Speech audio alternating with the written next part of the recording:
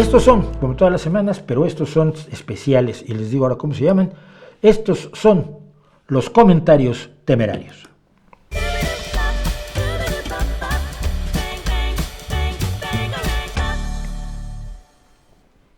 Que hoy se llaman comentarios arbitrarios, porque todas las semanas se llaman distinto, mientras nos queden palabras para rimar. El día que se nos quiten, pues ya no las hacemos, ¿no? Ya nos quedaremos con una sola rima para los comentarios, y por supuesto respuestas honestas es lo que yo hago, aunque a muchos no les gusten. Nuestro primer comentario es de PE 1969.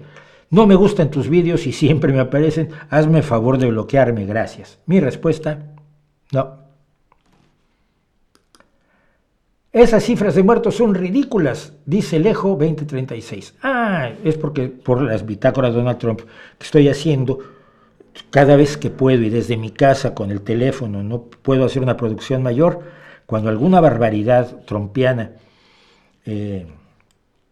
aparece, voy a tratar de comentarla, porque esto es un flujo incesante de barbaridades. Y decía Steve Bannon, el teórico del nazismo actual, que esa es una forma de evitar que los medios se enteren de lo que está pasando, porque los medios solo se pueden enfocar en una cosa y no pueden abordar todo. Entonces, si les mandas 3 cosas diarias, los vas a volver locos. Vale, si nos mandas 3 cosas diarias, voy a tratar de comentar 3 cosas diarias en honor al neonazi Steve Bannon.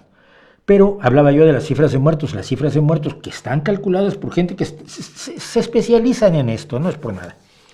Pero Lejo 2036 dice, esas cifras de muertos son ridículas.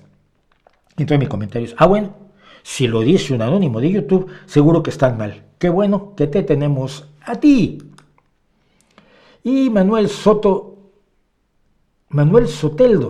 6277, sobre el asteroide que todavía se está calculando si va a pasar cerca de la Tierra o va a chocar con ella, dice, el asteroide pasará a 27.436 kilómetros de la Tierra, se acordarán de este mensaje, no habrá peligro, saludos.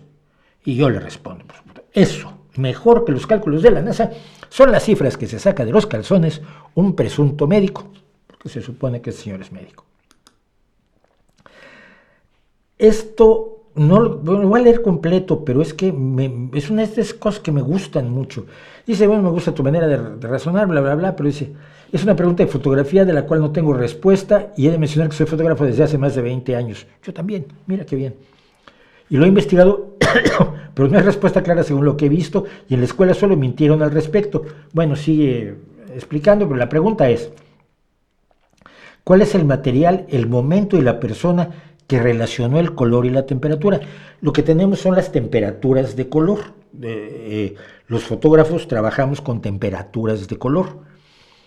Dice, mismos que usamos los fotógrafos en forma de grados Kelvin relacionados con el color. Te mando abrazo, muchas gracias. Y sí, una luz cálida tiene un valor en grados Kelvin. La luz de día tiene un valor alrededor de 5.200 grados Kelvin y la luz azul tiene otros valores en grados Kelvin. Y mucha gente no lo sabe. Entonces, le digo, quien hizo esto fue Lord Kelvin, William Thomson, que hizo el siguiente experimento. Empezó a calentar un bloque de carbono. El bloque de carbono empezó a resplandecer con un color rojo a los 1.700 grados Kelvin. Luego, siguió aumentando la temperatura y a los 5.000 grados Kelvin pasó a amarillo. Y más o menos a 5.000 es el color del sol, el color amarillo. Y al llegar a 15.000 grados Kelvin, brillaba con un resplandor azul blanquecino. Esto explica por qué la escala de temperaturas de color es contraintuitiva. Lo más frío es más rojizo y lo más caliente es más azul. Y así es como se hace la tabla de temperaturas de color de la luz, y esta temperatura de color es lo que se usa en temperatura de color, la temperatura de color se usa en cine, se usa en teatro para generar distintos humores, estados de ánimo. Entonces, si tú quieres un día soleado, pues tienes una luz de pocos grados Kelvin, pero que es una luz cálida. Si quieres el frío invernal, pues tienes una luz más fría de muchos más grados Kelvin, porque se relaciona con el azul blanquecino a los 15.000 grados Kelvin del carbón calentado por Lord Kelvin William Thompson. Me encantó. Este es el tipo de cosas que debería yo recibir más que otras gansadas, la verdad. User IP9YZB8NG4U dice: qué gran fe tienes al creer que simples elementos químicos crearon todo y a todos en los universos por casualidad. Poco no creo eso, pero está bien. Felicitaciones por tu fe. Oh, no me digas qué ciencia. Cierto, cierto. Hasta el día de hoy nada ha sido probado definitivamente ni por la ciencia ni por la religión. Estas son solo teorías. Algunos creen en la religión llamada ciencia y otros en otras religiones. Al final es lo mismo. Le digo, es lo mismo, vale. El próximo comentario que hagas en YouTube no lo hagas usando la ciencia, sino la religión, a ver qué también llega por acá. Rita Gaguero, 4962, dice: soy argentina, no bautizamos a nuestros hijos. No fueron nunca creyentes y lo viven natural, excepto mi hija mayor que cree que la religión, todas han hecho mucho mal a la humanidad. Mi respuesta: estoy con tu hija mayor. Como es un hecho que solo el liberalismo crea bienestar y progreso. Sí, esto de las mayúsculas a estilo Donald Trump me parece lo más absurdo del universo, pero bueno. Y le digo, falso. El liberalismo puede crear riqueza.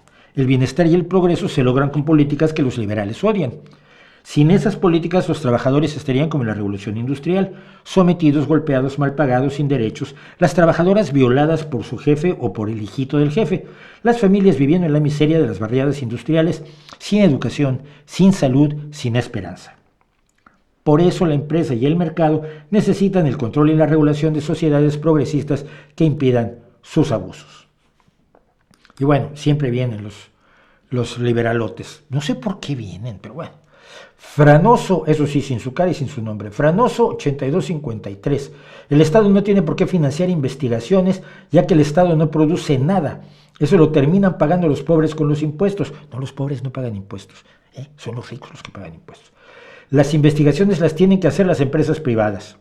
Y mi respuesta es: ¿y quién las paga? Anonimito sin cerebro. ¿Quién paga la investigación científica básica? Las empresas. ¿Por qué? ¿No? Si no las paga el Estado, no las paga nadie. Y eso ya lo sabían los reyes, que le daban a Herschel y a su hermana, Caroline Herschel, la primera científica profesional, una cantidad anual para que hicieran ciencia, porque los reyes eran menos tontos que los liberalotes. ¿Quién eres vos? ¿Quién eres vos? Será guatemalteco, quizás, bueno, no sé. ¿Quién eres vos para criticar al famoso y gran comediante Roberto Gómez Bolaños? ¿Quién te conoce a vos? Mi respuesta: tú. Y llegamos a nuestro premio semanal, el premio Elton.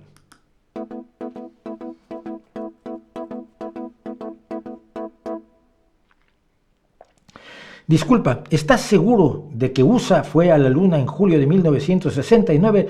Pregunta Vicente Baena 536. Y mi respuesta es: el 16 de julio de 1969.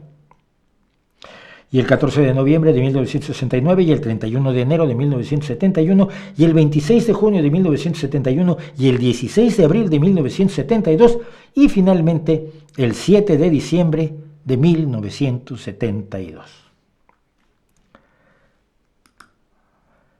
Ernesto Alfaro Moreno. Y este solo lo quiero leer. Yo le puse me gusta. Mi respuesta fue me gusta. Ernesto Alfaro Moreno. Mi familia paterna tiene un registro genealógico muy completo. Por el lado de la abuela paterna sabemos la línea desde finales del siglo XVII que viene de Portugal. Por el lado del abuelo paterno hasta el tatarabuelo que nació a finales del siglo XVIII. Por el lado materno sabemos hasta los bisabuelos por los dos lados, todos de apellidos ibéricos, todos con ínfulas de europeos, y resulta que cuando me hice mi análisis genético tengo 40% de mesoamericano y 1% de inuit. El restante 59% es ibérico o italiano. Parece que las abuelas y bisabuelas gustaban de los indígenas mexicanos. Pues sí, me gustó mucho el comentario. Mucho, Ernesto Alfaro Moreno. Stray Shiningham 6224. Si tuvo datos o experiencia empírica de Empédocles. No sabes filosofía, amigo. Te invito a debatir conmigo. Este mismo es mi canal. Soy filósofo. Miren, yo expliqué que Empédocles soltó la teoría de los cuatro elementos, aire, agua, tierra y fuego, sin ninguna base empírica. El señor Straisiningami, ¿por qué usan siempre personajes de manga o de anime? Bueno, ese sí es Straisiningami. Me dice que Empédocles tuvo bases empíricas. Pero no para eso, no seas tramposo como todos los filósofos. Entonces mi respuesta. La experiencia empírica de Empédocles con la clepsidra no tuvo nada que ver con la proposición de los cuatro elementos. Si eres capaz de esta treta conceptual, no esperes demasiadas consideraciones. Y finalmente, Tino Corona. ¿Cuáles son las... sobre algo que dije del rey chiflado, del señor Carlos III de Inglaterra? ¿Cuáles son las posiciones políticas admirables de Charles? Señor Schwartz, se lo pregunto sinceramente, quiero saber, y el que quiere saber se le debe informar. Digo, Carlos III ha expresado siempre rechazo al racismo. Yo no sé si internamente sea racista, pero abiertamente ha estado en contra del racismo, está a favor del cuidado al medio ambiente, estuvo muy implicado en la World Wildlife Fund y de la lucha contra el cambio climático. Se opuso a la renovación urbana de Thatcher, que fue una barbaridad, de las muchas barbaridades de Thatcher, y expresó rechazo a las políticas antiinmigrantes de Boris Johnson, mostrando comprensión sobre el fenómeno migratorio. Sí, el mismo rey que tiene su negocio de charlatanería, el mismo Carlos III de Inglaterra, Carlos Windsor. Finalmente, Carlos de Inglaterra tiene un fondo para el otorgamiento de microcréditos para que jóvenes desfavorecidos abran empresas pequeñas. Y eso es, pues, el resumen de los comentarios arbitrarios del día de hoy.